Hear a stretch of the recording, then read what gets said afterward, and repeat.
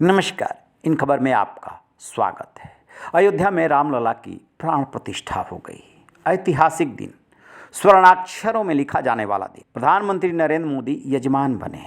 वो उस पल का इंतजार हो रहा था जब 84 सेकंड में रामलला की प्राण प्रतिष्ठा होगी। पूरा देश टकटकी लगाए देख रहा था। सड़कों पर, गलियों में, पार्कों में विशेष आयोजन किया गया था। सुंदरकांड का पाठ हो रहा था। लोग लाइव प्रसारण देख रहे थे कि कैसे प्रभु राम अपने मंदिर में आ रहे हैं।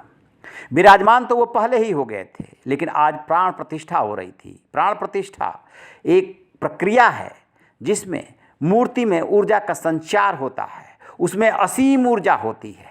वही काम आज धर्माचार्यों ने पीएम मोदी को यजमान बना करके पूरा किया। इसी दौरान तमिलनाडु बीजेपी इकाई भागी भागी सुप्रीम कोर्ट पहुंची। आखिरकार के ऐसा क्या हुआ कि एक तरफ प्राण प्रतिष्ठा हो रही थी, दूसरी तरफ बीजेपी की तमिलनाडु इकाई सुप्रीम कोर्ट पहुंची। दरअसल वहां पर उसे खबर मिली थी और वित्त मंत्री निर्मला सीतारमण ने पहले ही ट्वीट किया था कि वहां की सरकार और प्रशासन ने मौखिक आदेश जारी कर दिया था कि कोई विशेष पूजन का आयोजन कहीं नहीं होगा, लाइव प्रसारण नहीं होगा। इसी से बीजेपी बिदक गई कि आप किसी के धार्मिक अधिकार को कैसे रोक सकते हैं। लिहाजा एक इकाई के एक नेता पहुंचे मद्रास हाई कोर्ट और दूसरे नेता सुप्रीम कोर्ट। सुप्रीम कोर्ट में अर्जी लगाई। सुप्रीम कोर्ट में संजीव खन्ना और जस्टिस दीपांकर दत्ता की खंडपीठ ने सुनवाई की और खंडपीठ ने साफ कहा कि हम मानते हैं और विश्वास करते हैं कि अधिकारी कानून के अनुसार काम करेंगे, न कि किसी मौखिक निर्देश के आधार पर। यानी कि एकदम साफ कर दिया कि आप किसी का मौखिक आदेश मत मानिए। यदि सरकार ने मौखिक रूप से ऐसा कहा है तो आप ऐसा नहीं कर सकते, आपको लिखित आधार बताना पड़ेगा। यदि कोई इजाज़त के लिए आता है कि हम मंदिर में या अपने किसी निजी जगह पर ऐसा आयोजन करना चाहते हैं तो आप उसे रोक नहीं सकते।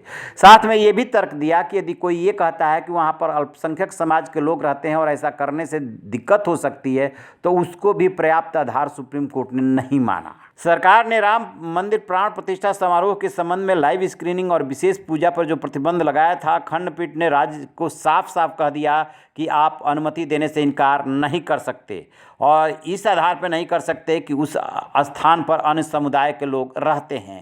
साथ में नोटिस भी जारी किया। खंडपीठ ने राज्य से प्राप्त आवेदनों और लिए गए निर्णयों को रिकॉर्ड रखने को कहा।